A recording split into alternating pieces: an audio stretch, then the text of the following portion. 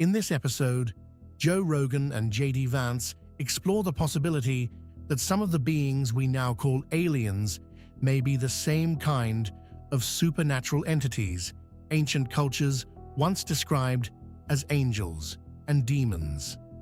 You said something that I thought was very odd. Okay. You said that you thought that they were demons. Okay, I did say that. What did you mean by that? Well, first of all, there not just in Christianity, but in a number of world religions, there are a number of mystical things that happened, extra-dimensional, I'm not one of these people who's like a hyper-rationalist. I think that there are things happening in the world that we're not always seeing. I believe in God. I think that there is a kind of, what's the word I'm looking for? Not extra real. Supernatural. Supernatural. There are supernatural things that are happening. Okay. So if you look historically at, things that are similar to the alien phenomenon, where, some strange being, it kind of looks like a human being, but doesn't look like, but it's not human. And it shows a particular interest in human beings, and then it takes the human beings and does weird experiments on them. I think my argument is that's either bullshit, right? You're either talking to a crazy person, which I don't like. I'm not saying just because I believe in the supernatural doesn't mean I believe in everything supernatural.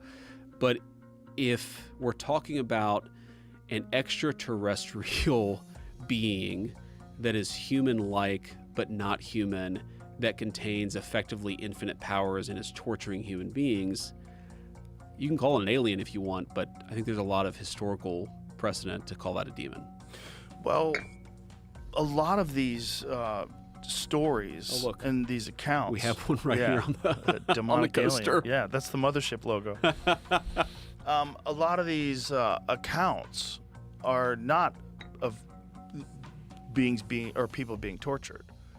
They're people that are being exposed to information, like the Travis Walton story is a very famous case from the 1970s. I don't know this one. I'm going to read about it on the way back, though. It's this guy right here. I got a Travis Walton bobblehead. He's one of the most famous UFO abduction stories. Okay. There's a movie with D.B. Cooper in And what is the information that they gave Travis Walton? Was D.B. Cooper that was the D.B. Sweeney. D.B. Cooper was the guy who stole the money and jumped out of the plane. Fire in the Sky. There's a movie. Oh, of course. Yeah, I remember this movie. I don't think I ever saw it, though. 1993. Good movie, but sensational. And Travis Walton says they made a bunch of shit up, and that's not what happened. But yeah, the story was that he was a logger in Arizona, and he was leaving a job. They were all together in a truck, and these loggers saw this light land in this forest, and they went to go investigate. He jumps out of the truck, and he gets close to it, and he's hit by some beam of light and knocked to the ground. They take off, and then they realize, we've got to go back. We don't know what's going on. They turn around. They go back to get him. They're freaked out and panicked. They go back to get him. He's gone. The police interview them. They think that they killed him. There's an investigation. 5 days later, he shows up, wearing the same clothes, and he has this crazy story. And he had been in this spaceship for 5 days, is what he said, and that they had fixed him, they healed him, and then they had communicated with him telepathically, and he had this very bizarre encounter with these beings that aren't from here. Or if they are from here, they're very different than us. Okay, so I guess my response to that would be extra powerful beings, in this case communicating telepathically, helping people. Sounds like an angel. So I guess right. let me make the steel man version of my argument. It's that my dog there's no real difference between me and God to my dog. I can literally walk into a room and turn the light on. I can make food appear instantaneously. I can transport myself across time and space very, very rapidly. If you're a human being with intelligence, but not supernatural intelligence, I guess my point is, again, this could all be bullshit. This could all be fake. That's a possibility. But if it's real, is there really a meaningful difference between an angel or a demon and a space alien with super technology? To our perception, they would largely just look like the same thing. I think we're capable of nuance. We're capable of understanding that human beings are far more complex and evolved than chimpanzees. And we could imagine a world where if we don't blow ourselves up and there's not a nuclear bomb and we don't get hit by an asteroid, if we live another million years, that we would have technology that's indistinguishable from magic. Right? Exactly. That's right. That's but exactly that what I'm saying. doesn't And then we mean could that show they're up on angels another and planet. demons. It just means they're hyper-evolved, advanced civilizations from somewhere else. And what I'm saying is the perception of those beings to a more simple intelligence. Sure. There's not a meaningful difference. So you're like talking about what it is that these things actually are.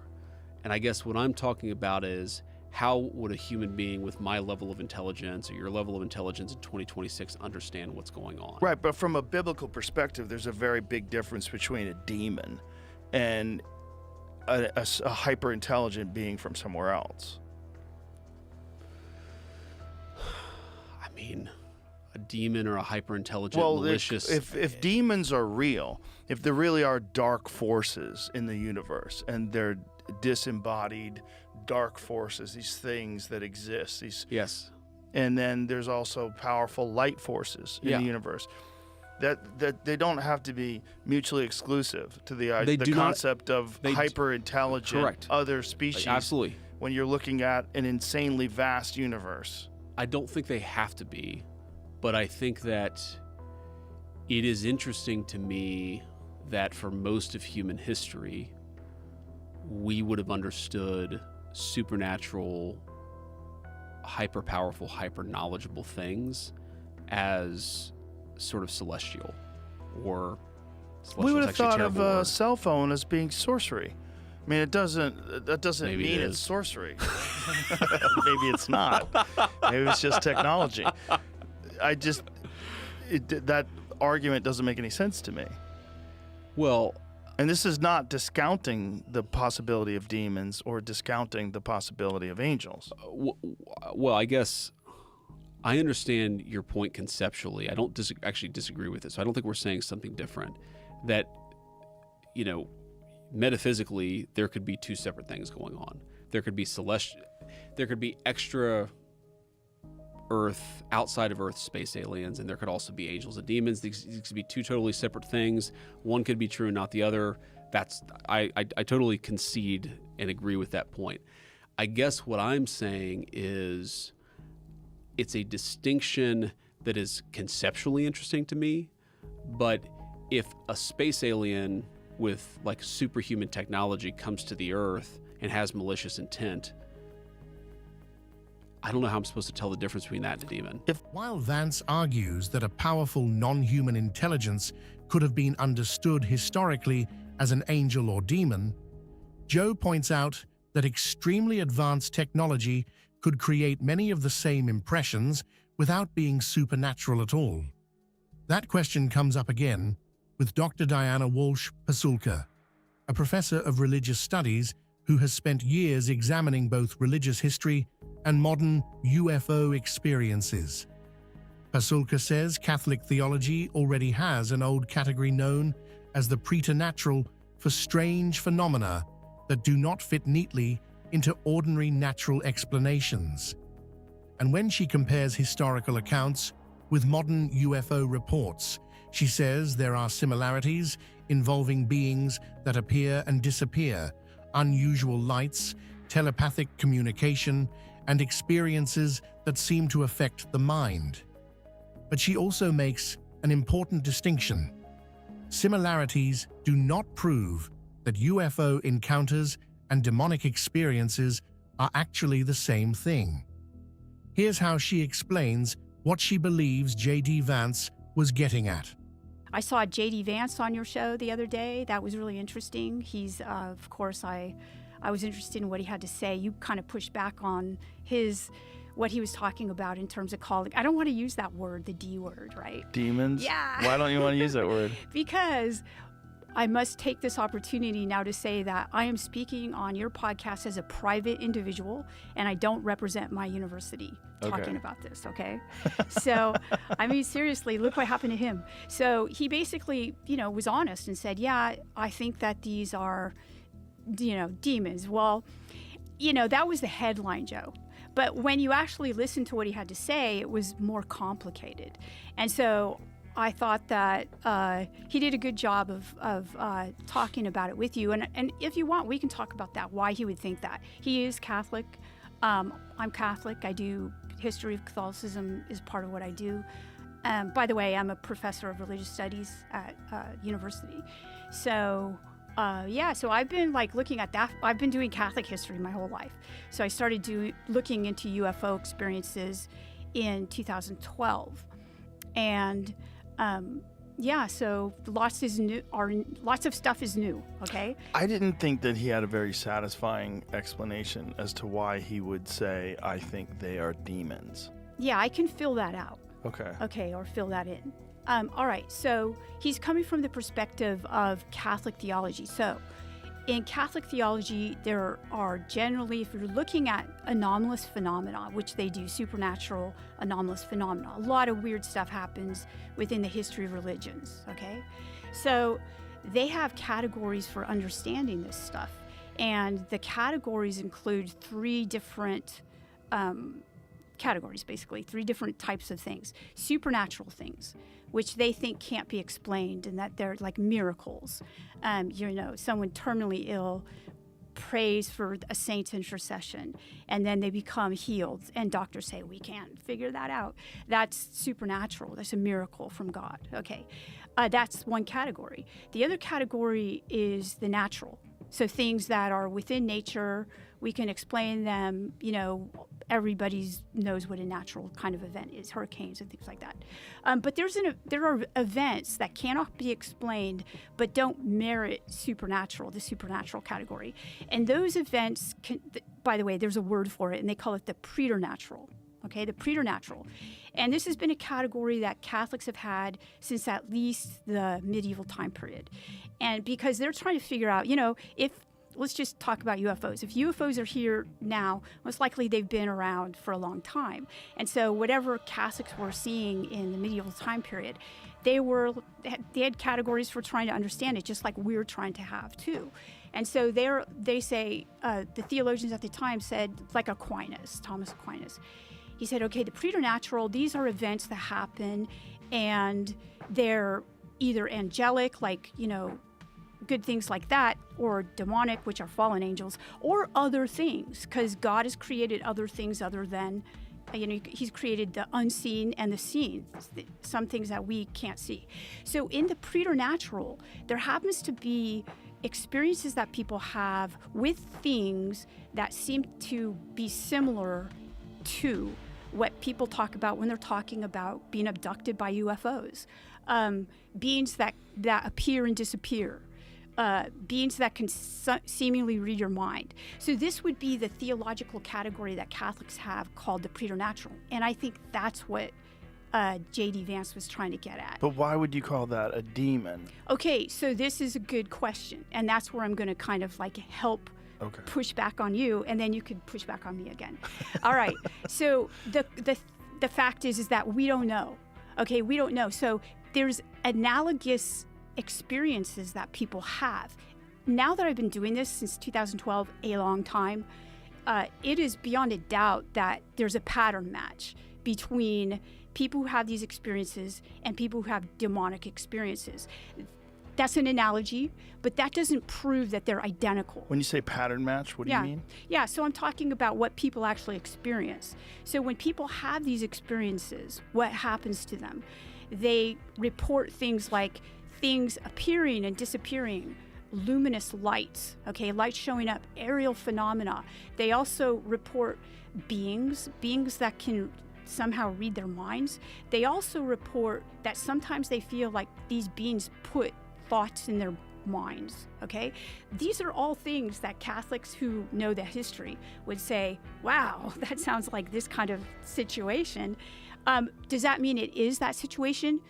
There's no, we can't say that it is. And that's where your point is relevant. Your point is that how do we know that they're demons? We don't know that they're demons. Pasulka's point is not that every unexplained object or alien encounter should be called demonic. Instead, she argues that some modern reports resemble experiences that older religious traditions already had their own language for describing. That raises the possibility that the interpretation of these encounters may depend partly on the time period in which they happen. Someone centuries ago might have described a strange non-human intelligence as an angel, demon, or spirit. A person today, surrounded by ideas about space travel and extraterrestrial life, might interpret a similar experience as an alien encounter. Joe touches on that same idea while talking with Lucas Nelson. When a discussion about how angels are depicted in religious imagery quickly turns into the possibility that angels, demons, and aliens could be different interpretations of the same unexplained phenomenon. Oh, biblically accurate angel. Ooh. Biblically accurate angel. Have you seen what a biblically accurate Yes. angel Yeah, looks they look like aliens. That is pretty cool. Yeah, they look like geometric patterns. Yeah. I always wonder what the alien. You know, Tucker Carlson's convinced that aliens and devils are. That's what like angels and devils and aliens are all the same thing. He thinks that they're not visiting from somewhere else, that they've always been here, and that there's some sort of spiritual aspect to like the UFO encounter, UAP phenomenon. Oh, I see. Yes. Well, there's a lot of interesting pictures that are, drawn on cave walls. Oh, yeah. And things like that. Oh, we've gone over a shit ton of them. Yeah. And then also ancient religious art where it looks like people are in vehicles flying through the sky. I'm sure you've seen those I've too, seen right? those too. Yeah, like what is that? Like what are you trying to... There's no other stuff that you're in that thing that's fantastical. Everything else is like an accurate representation of life at that time, Yeah. except for these people that are in these flying things in the sky. Like what is that? Yeah. We just don't know, you know, unfortunately. when I looked at all of the credible UFO reports, The Lucas Nelson conversation introduces another part of the theory. What if these beings are not necessarily arriving from another planet? That possibility would make the connection with older religious stories much more significant. Instead of extraterrestrials traveling across the universe and occasionally visiting Earth, some people believe the phenomenon could represent another form of intelligence that has been present here for a very long time. Joe explains this idea more directly in his conversation with Action Bronson. He says the theory is that ancient stories about angels, fallen angels, demons, and beings descending from the sky may have been attempts to describe the same kind of phenomenon people now associate with UFOs. And according to the more extreme version of that theory, what appears to be an extraterrestrial could actually be an interdimensional or spiritual intelligence presenting itself in a form modern people are more likely to understand. Here's how Joe describes it. Over the last few months, which is maybe not a good sign for the direction my life's going, but I've been talking to a lot of people over the last few months that think that aliens are angels and devils. And that's like when you're hearing about like all those stories in the Bible about fallen angels and devils, like these people think that they were referring to aliens. That fell from the sky? No, it's just the term, the way they're phrasing it is like fallen angel, meaning like Satan, and that there's good angels and bad angels, there's demons and angels. What these people believe, and I don't necessarily agree with it, nor do I even understand it enough that I can argue against it, but they believe that all these stories are really referencing a spiritual force that's always here all the time and sometimes exists in the physical form. And it might be existing as these things that we keep looking for, like aliens and UFOs. And it might be doing that maybe even to comfort us, or maybe to be more plausible, or maybe to hide the true nature of what they are. So it will present as if it's from another planet. But really what it is some sort of interdimensional spiritual being that may or may not be evil. It might be good, it might be evil, and there might be a bunch of different kinds out there in the world.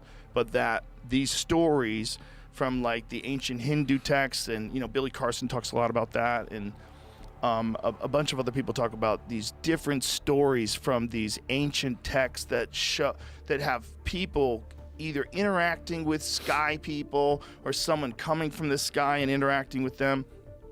And they think that a lot of these things might be talking about the same thing, and that these aliens that people are encountering, there's some sort of an interdimensional being that has essentially always been here.